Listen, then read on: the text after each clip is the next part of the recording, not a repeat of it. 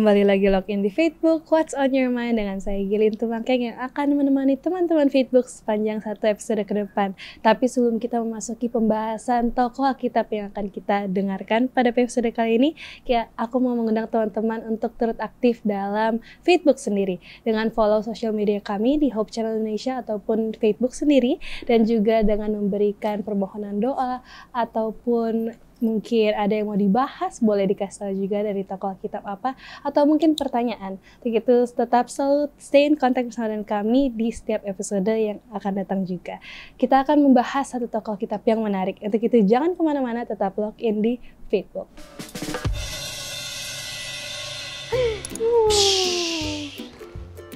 Titik-titik dan perak. Emas. Yes. Kalau artis tuh berarti dia Terkenal. yes. Gundik nama lainnya? Budak. Gundik. Gundik apa ya? Kalau cowok punya istri sah, terus punya yang enggak. Siri ya. Kalau raja punya ratu dan para Permasyuri. bukan. Gundik. Salomo punya 300 istri dan 700. Gundik. Ya Gundik, nama lain Gundik berarti. Nanti.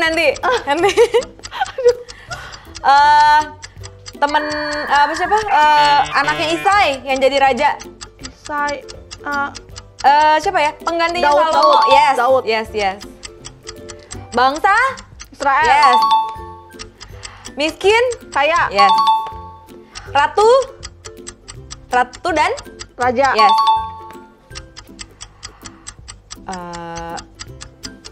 Biasanya kalau orang banyak apa ya? Kalau orang jago. Hebat. Yes. Kalau orang berhikmat, berarti dia orang Bijaksana. yes.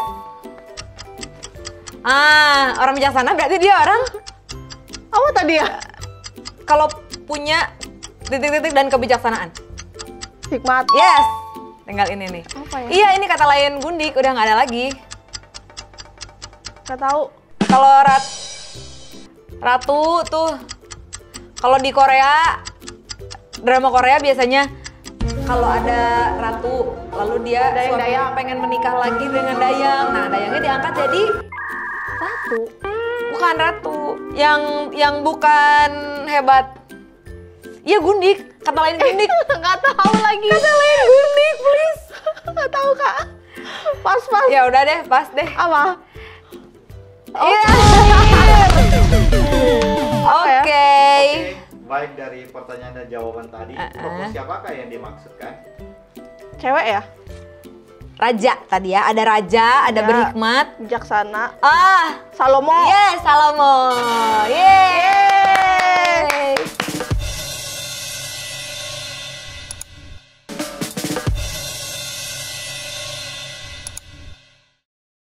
Kembali lagi login di Facebook, What's on your mind, di mana kita sudah melihat satu cuplikan video tentang topik yang akan kita bahas.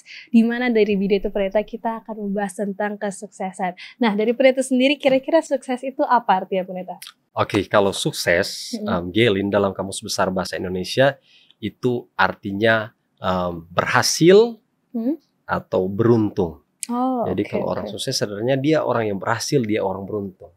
Tapi kesuksesan itu tidak mudah diraih atau tidak mudah didapatkan. Harus ada perjuangan. Iya, betul. Sehingga ketika dia berjuang melakukan segala cara, dia berkorban waktu, tenaga, uang, semua kepintaran dan lain sebagainya, sehingga butuh proses untuk orang bisa berhasil, untuk orang bisa beruntung. Oke, Pendeta. Nah, dan aku sendiri tadi lihat di search engine, kalau misalnya aku search nama orang-orang sukses, di sini disambungkan dengan orang-orang terkaya ya. Kalau bisa kita lihat orang-orang sukses yang sekarang kaya, dulu pada zamanku itu Bill Gates, tapi sekarang udah ada Bernard Arnold, terus ada juga Elon Musk, ada juga Mark Zuckerberg dan lain-lain. Nah, kira-kira Pendeta di Alkitab ada nggak ya orang-orang sukses?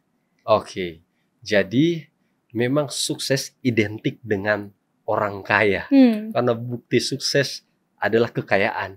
Memang menarik sekali ini, Gelin, kalau kita bahas mengenai orang kaya. Karena banyak yang kita ingin tahu, banyak rahasia yang ingin tahu.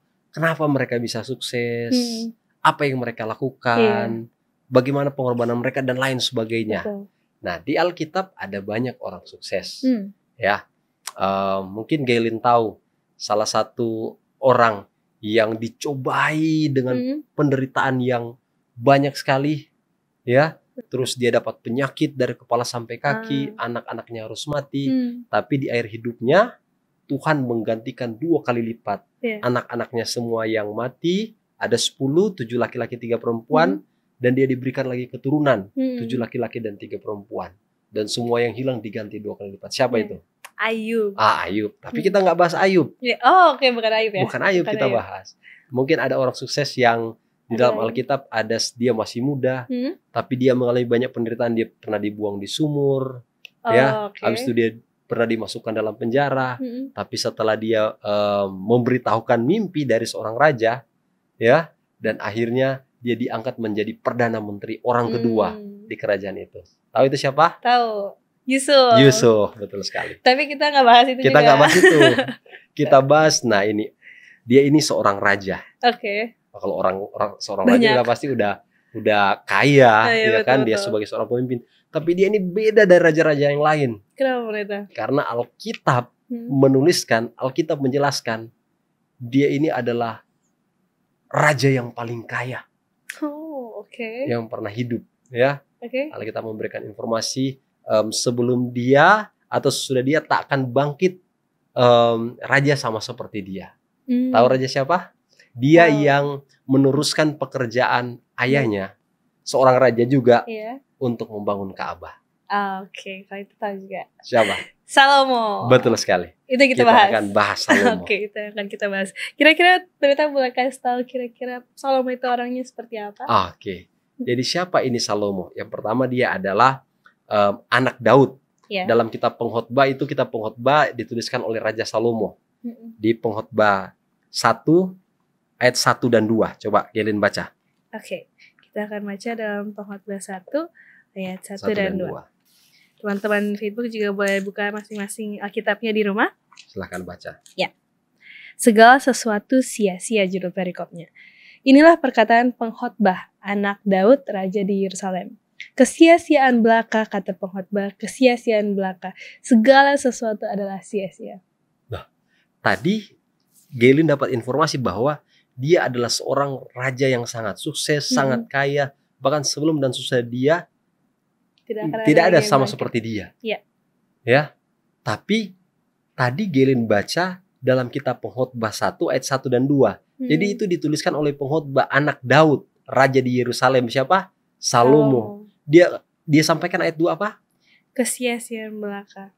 Kesia-siaan belaka, kata Pengkhotbah. Segala sesuatu adalah sia-sia. Loh, kenapa dia katakan seperti itu? Apa maksud dan tujuan dia tuliskan seperti itu? Bukankah dia seorang raja? Sudah pasti dia berkedudukan, sudah pasti dia berkuasa, sudah pasti dia kaya, sudah pasti apa yang dia mau tercapai. Ya. Tapi kenapa dia tuliskan kesia-siaan belaka, kata Pengkhotbah, kata Raja Salomo yang sukses ini, segala sesuatu adalah sia-sia. Nah, sebelum kita akan membahas lebih lengkap, kita perlu tahu aja dulu dia adalah Raja Salomo yang telah memiliki segalanya, tapi dia berkata sia-sia. Demikian dulu. Baik, Pendeta. Teman-teman pasti penasaran ya, karena kita akan membahas satu topik yang menarik. Tapi sebelum itu kita juga sudah memotong sedikit dari apa yang Salomo katakan itu sia-sia. Kira-kira apa yang sia-sia? Apa yang akan kita pelajari? Untuk itu jangan kemana-mana, tetap log in di Facebook.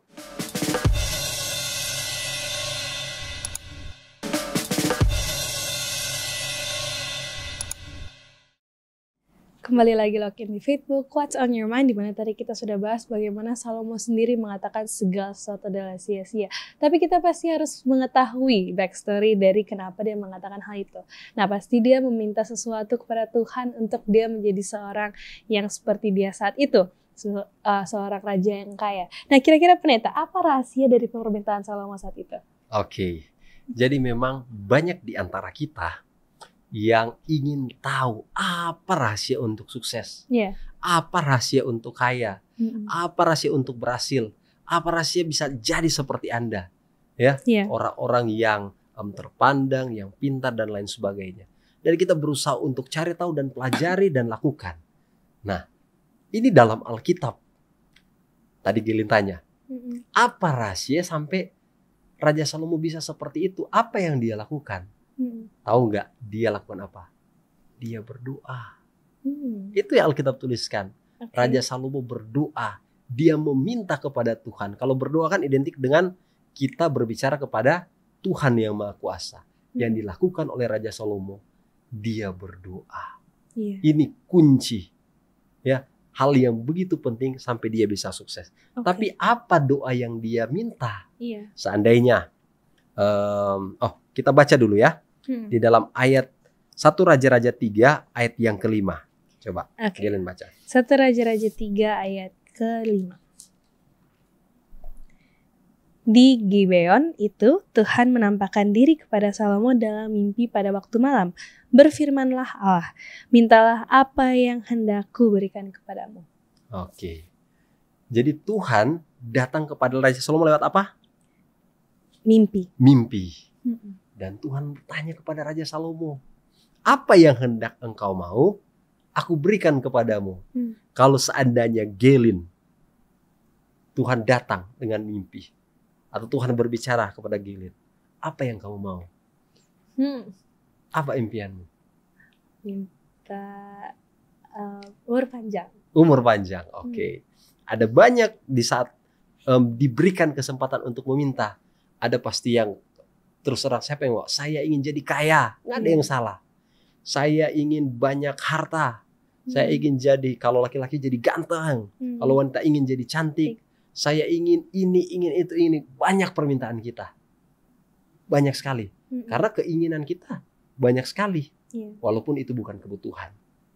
Nah, di dalam kisah ini, Tuhan datang kepada Salomo dan berkata, minta saja apa yang kamu mau untuk aku berikan kepadamu. Tahu apa yang diminta Raja Salomo? Baca, Gelin.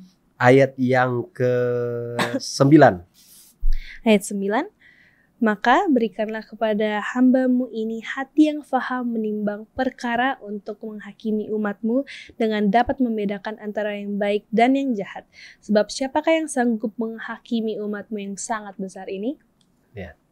Jadi Raja Salomo saat diberikan kesempatan, kenapa raja ini nggak minta kekayaan?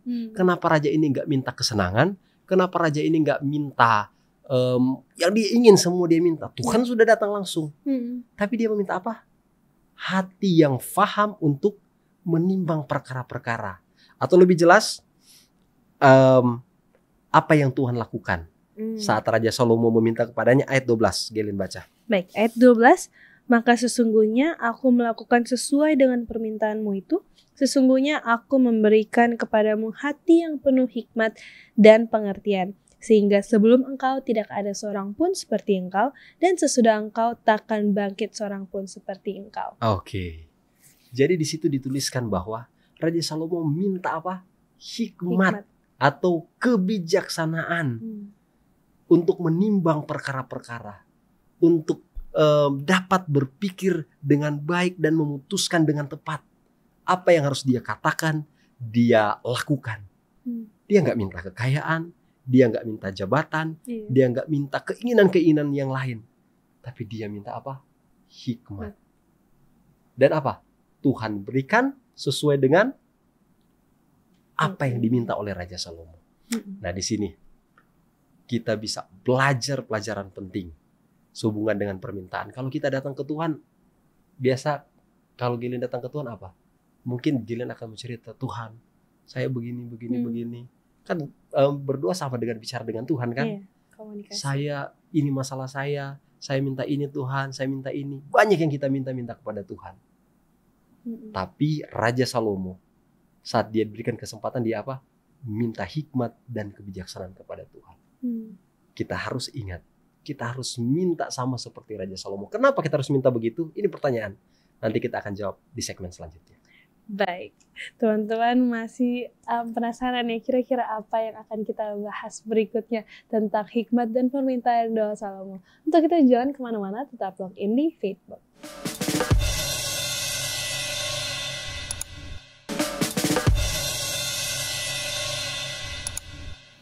Kembali lagi login di Facebook, What's on Your Mind, di mana tadi kita sudah bahas bagaimana Salomo bertemu dengan Tuhan dalam mimpi, dan Tuhan menanyakan kepada dia apa yang ia inginkan, dan dia tidak meminta kekayaan, ketenaran, umur panjang, dan lain-lain, tapi dia meminta hikmat. Nah, untuk itu, saat ini aku mau bertanya kepada pendeta, kan setelah dia diberikan hikmat, tentu dia diberikan hal-hal lainnya. Kira-kira apa saja yang diberikan Tuhan kepada Salomo setelah dia meminta doa itu? Thank you, Gaylin. Ya, pendeta. Jadi, tadi di akhir dari segmen sebelumnya saya katakan, kenapa kita harus meminta sama dengan apa yang diminta oleh Salomo? Karena kita tidak lebih tahu dari Tuhan apa yang menjadi keperluan kita, apa yang menjadi kebutuhan kita. Tuhan yang Maha Tahu lebih tahu dari kita apa yang harus kita terima, kita dapatkan. Nah, kenapa kita harus meminta sama seperti Raja Salomo? Oleh karena, mari Gaylin baca ya. Oke. Di dalam 1 Raja-Raja 3 ayat yang ke-10, ayat 11, ayat 13 dan ayat 14. Silakan. Oke. Ayat 10 dan 11. Lalu adalah baik di mata Tuhan bahwa Salomo meminta hal yang demikian.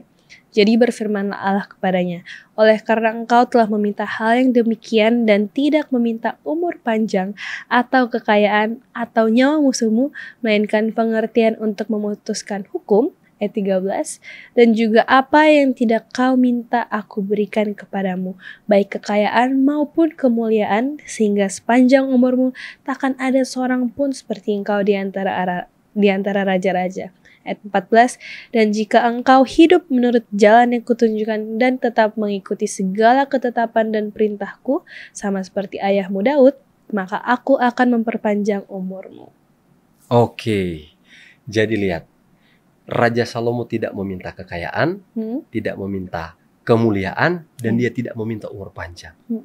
Tetapi Tuhan yang Maha tahu apa kebutuhan Raja Salomo.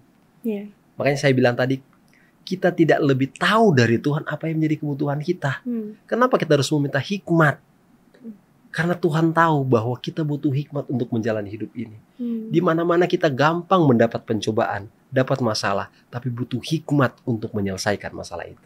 Dan di saat Raja Salomo tidak meminta kekayaan, kemuliaan, dan umur panjang, apa yang Tuhan katakan?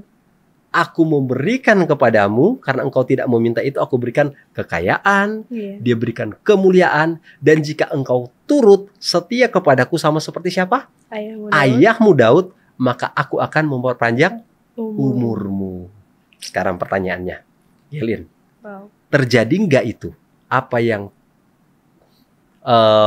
Raja Salomo minta kepada Tuhan, Tuhan berikan hikmat. Tapi kekayaan, kemuliaan, terjadi nggak? Umur panjang, terjadi nggak itu pada Raja Salomo? Mari kita baca Gaylin, 1 Raja-Raja 4 ayat 29 sampai ayat yang ke-34. Oke. 1 Raja-Raja 4 ayat 29 sampai 34. Dan Allah memberikan kepada Salomo hikmat dan pengertian yang amat besar, serta akal yang luas seperti dataran pasir di tepi laut. Sehingga hikmat Salomo melebihi hikmat segala Bani Timur dan melebihi hikmat orang Mesir. Ia lebih bijaksana daripada semua orang, daripada Etan, orang Ezrahi itu, dan daripada Heman, Kalkol, dan Darda, anak-anak Mahol. Sebab itu ia mendapat nama di antara segala bangsa sekelilingnya. Ia menggubah 3.000 amsal dan menyanyiannya ada 1.005. Ia bersajak tentang pohon-pohonan dari pohon aras yang di gunung Libanon sampai kepada hisop yang tumbuh pada dinding batu. Ia berbicara juga tentang hewan dan tentang burung-burung dan tentang binatang melata dan tentang ikan-ikan. Maka datanglah orang dari segala bangsa mendengarkan hikmat Salomo, dan ia menerima upeti dari semua raja-raja di bumi yang telah mendengar tentang hikmatnya itu. Nah, jadi apa yang diminta oleh Raja Salomo, yaitu hati yang bijaksana, hati yang penuh pengertian, hikmat itu Tuhan berikan tidak? Diberikan. Tuhan berikan.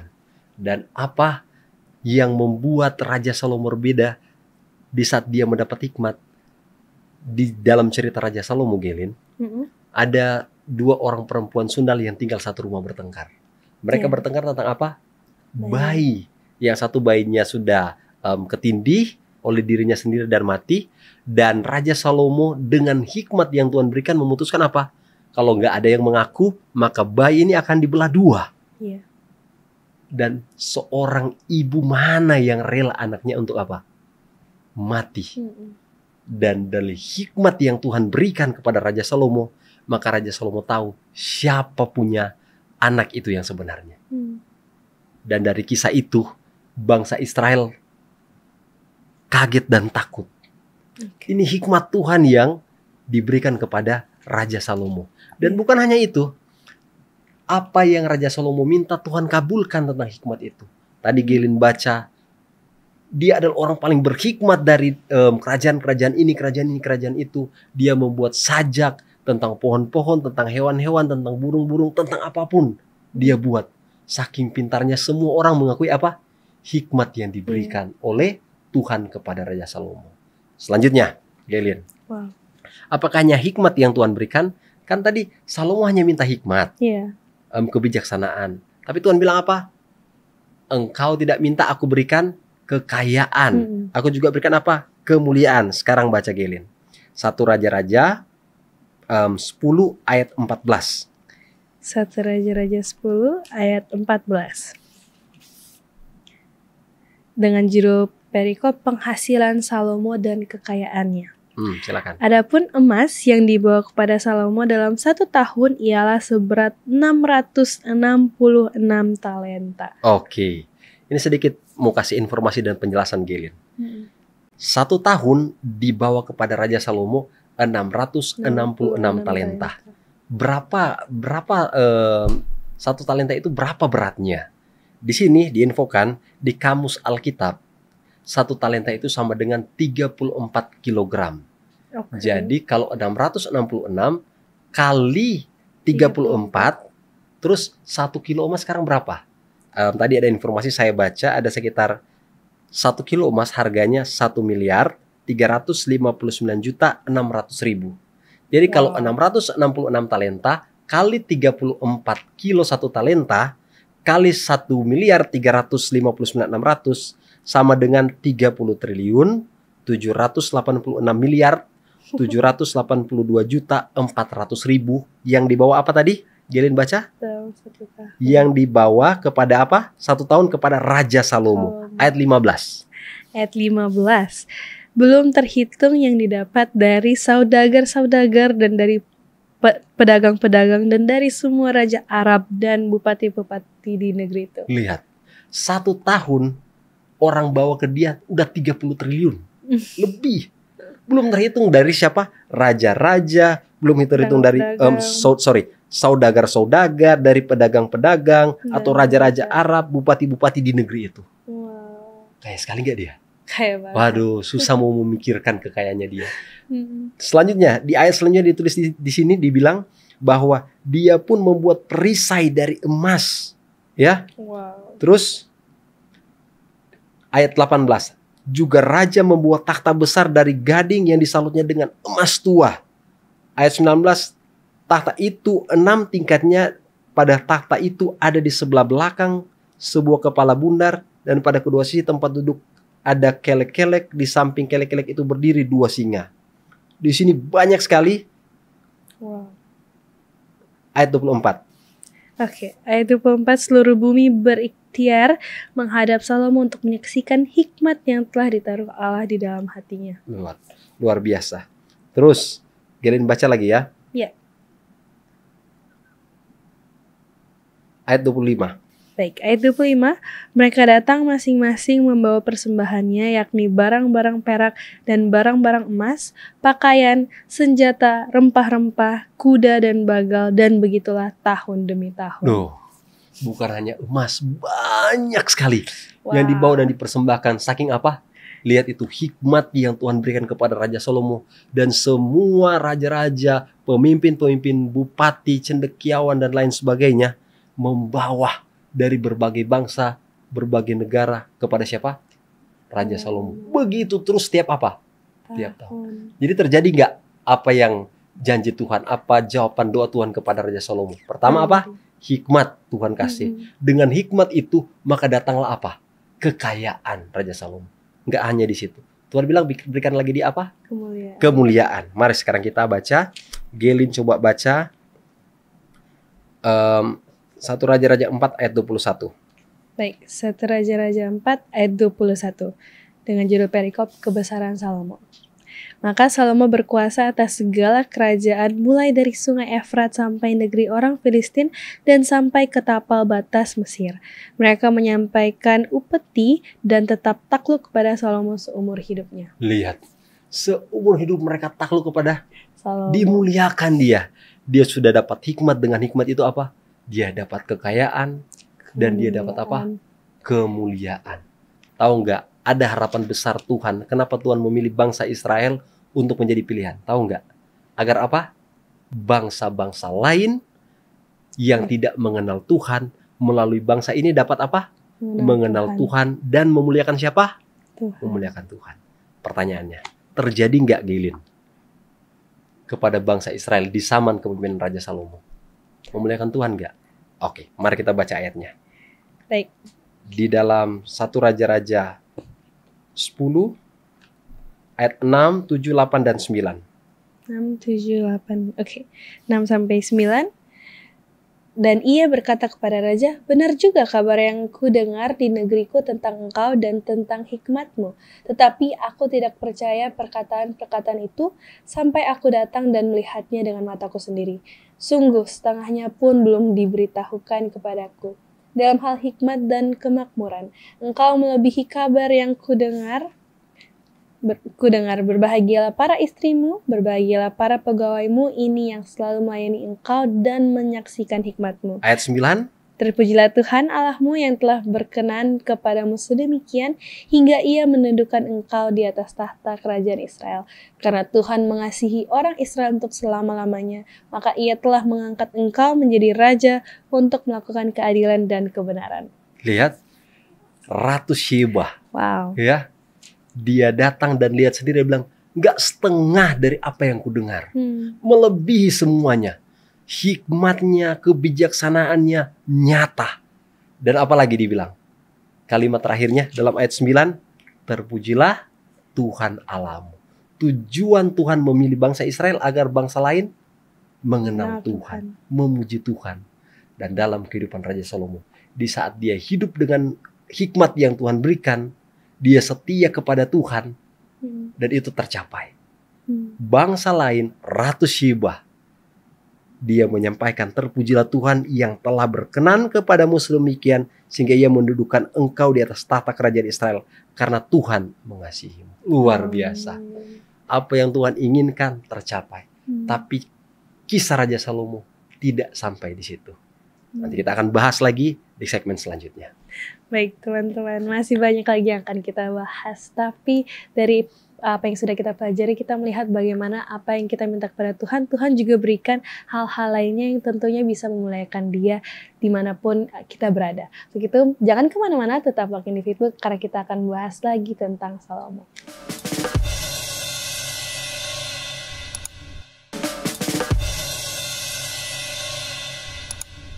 Kembali lagi login di Facebook, What's on Your Mind, di mana kita sudah bahas tentang Salomo.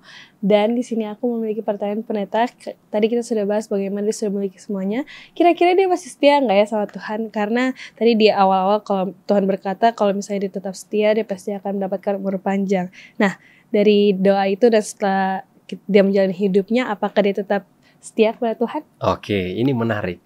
Karena Tuhan bilang kalau dia setia sama seperti ayahnya Daud, maka aku akan memperpanjang umurnya. Kalau kita lihat hikmat yang dia minta Tuhan berikan. Selanjutnya dia nggak minta kekayaan, Tuhan berikan. Dia nggak minta kemuliaan, Tuhan berikan.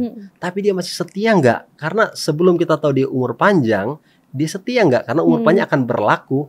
Ini nubuatan bersyarat atau jawaban bersyarat. Kalau dia setia kepada Tuhan, maka umur panjang. Tapi mari kita baca.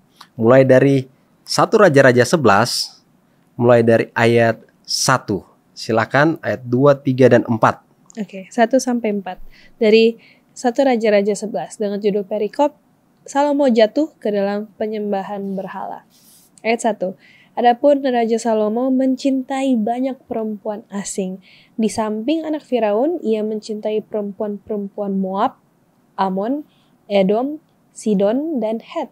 Padahal tentang bangsa-bangsa itu Tuhan telah berfirman kepada orang Israel, "Janganlah kamu bergaul dengan mereka dan mereka pun janganlah bergaul dengan kamu. Sebab sesungguhnya mereka akan mencondongkan hatimu kepada allah-allah mereka." Hati Salomo telah terpaut kepada mereka dengan cinta. Ia mempunyai 700 istri dari kaum bangsawan dan 300 gundik. Istri-istrinya itu menarik hatinya daripada Tuhan. Ayat 4, sebab pada waktu Salomo sudah tua, istri-istrinya itu mencondongkan hatinya kepada allah-allah lain, sehingga ia tidak dengan sepenuh hati berpaut kepada Tuhan Allahnya seperti Daud ayahnya. Oke. Jadi terjawab ya. Jadi yang mengenai umur panjang itu ada syaratnya. Raja Salomo sudah merasakan kekayaan, sudah merasakan kemuliaan. Tapi dia terpengaruh oleh siapa? Perempuan-perempuan selain perempuan Israel. Tuhan sudah bilang jangan ambil pasangan. Akhirnya apa yang terjadi? Ketika hatinya dia berikan, dia mencintai wanita-wanita itu, maka wanita-wanita itu, istri-istrinya, ada berapa istri? 700 istri dan 300 gundik. Dan di situ dituliskan bahwa istri-istrinya mencondongkan hati Raja Salomo kepada allah-allah lain, penyembahan berhala. Sehingga dia apa? Tidak setia kepada Tuhan. Walaupun begitu, tapi di dalam ayat yang keempat tadi dituliskan apa? Raja Salomo sudah apa? Raja Salomo tidak sepenuh hati berpaut. Sebab pada waktu Salomo sudah apa? Tua. Sudah tua. Lihat, sebenarnya dia Tuhan sudah berikan umur panjang. Tapi pada saat dia sudah tua, dia dicondongkan hatinya kepada penyembahan berhala. Dia nggak setia lagi kepada Tuhan, ya, sehingga dia mungkin bisa umur panjang, lebih panjang lagi. Gelin, apa guna kalau kita sudah dapat kekayaan, ya, kita sudah dapat kemuliaan, tapi umur kita pendek, sakit-sakit dan langsung meninggal. Nggak nikmat, walaupun nikmat ya, umur kita nikmat. Tapi kekayaan kita nggak bisa menyembuhkan penyakit kita dan kita harus apa? Harus mati sia-sia. Makanya Raja Salomo luar biasa, paket lengkap yang Tuhan berikan kepada Raja Salomo. Sudah kaya, dimuliakan, dan apa sebenarnya? Kalau dia setia apa? Umur panjang. Jadi dia dapat menikmati akan hidupnya yang panjang oleh karena apa? Berkat Tuhan luar biasa. Salah satu orang tersukses di Alkitab.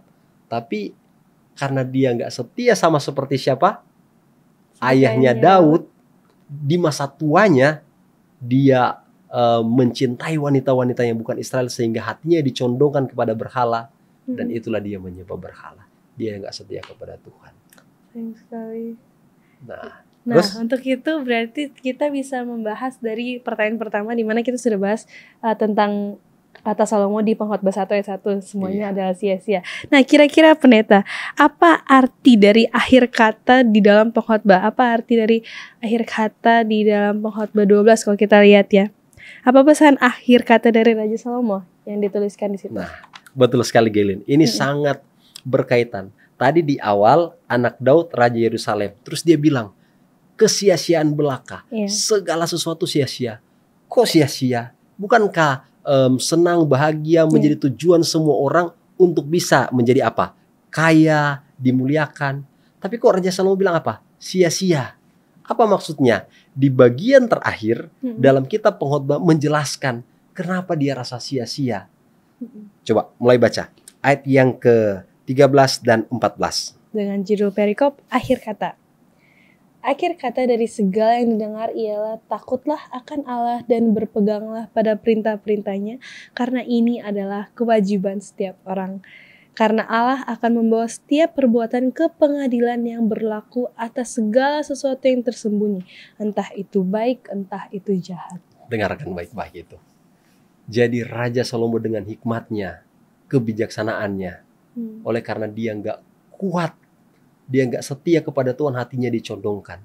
Dia sudah merasakan semua yang kita mau cari, yang kita perjuangkan, yang kita berusaha korbankan apa saja untuk bisa apa? Bisa berhasil, bisa sukses, bisa kaya, dianggap, dipandang, dimuliakan. Raja Salomo sudah miliki semua.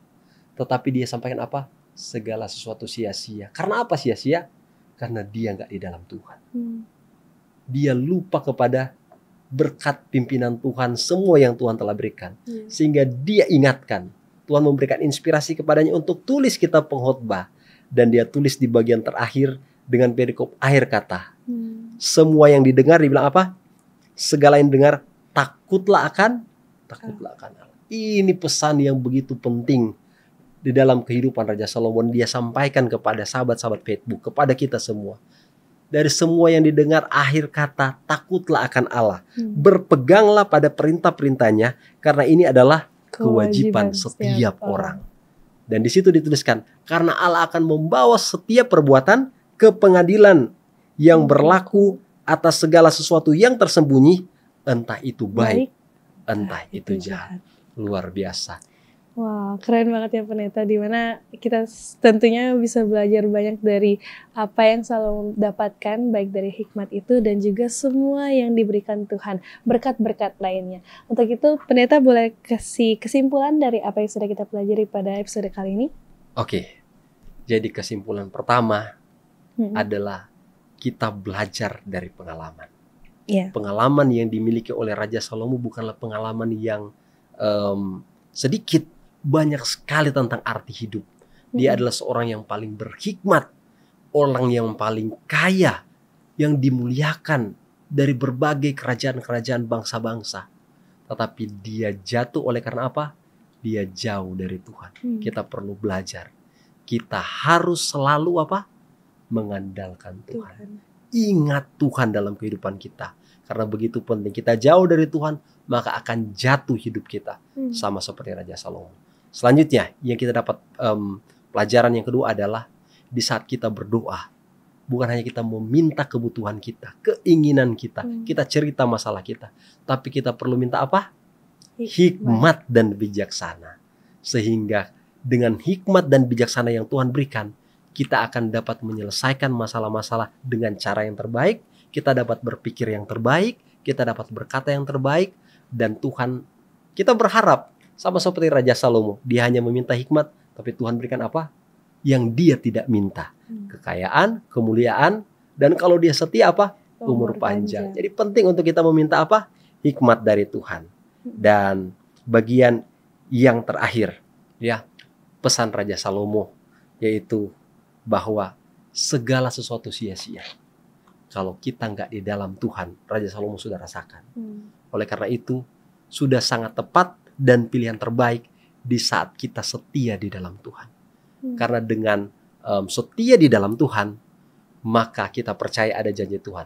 Dalam Roma 8 ayat 28 tertulis, kita tahu sekarang bahwa Allah turut bekerja dalam segala sesuatu untuk mendatangkan kebaikan bagi setiap orang yang terpanggil sesuai dengan rencana Tuhan. Hiduplah dalam Tuhan, karena Tuhan bekerja dalam segala sesuatu untuk mendatangkan kebaikan bagi saudara dan saya.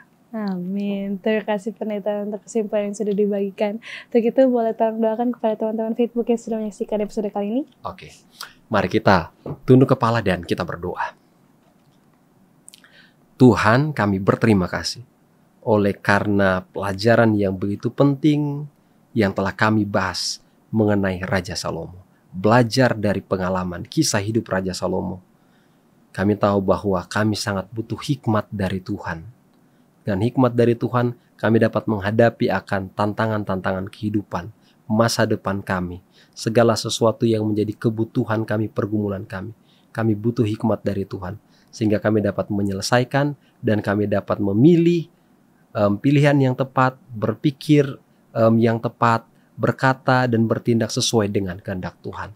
Dan juga kami diingatkan betapa pentingnya kami harus selalu mengandalkan Tuhan, agar ketika kami mengandalkan Tuhan, kami dapat menyelesaikan akan pergumulan-pergumulan dan kami tahu Tuhan akan memberikan jalan keluar yang terbaik bagi kami. Berkatilah seluruh sahabat Facebook yang bersama-sama menyaksikan akan tayangan kami. Berkati juga kami yang telah melayani pada saat ini. Di dalam nama Tuhan Yesus kami berdoa. Amin. Amin.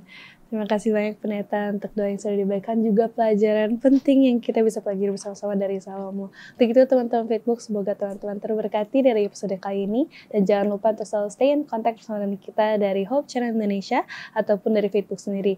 Jangan lupa juga untuk memberikan pertanyaan, permohonan doa, ataupun ide dan tokoh-tokoh kitab yang mau dibahas. Untuk itu kita akan log out dari episode kali ini. Kita akan bertemu di episode berikutnya. Sampai jumpa.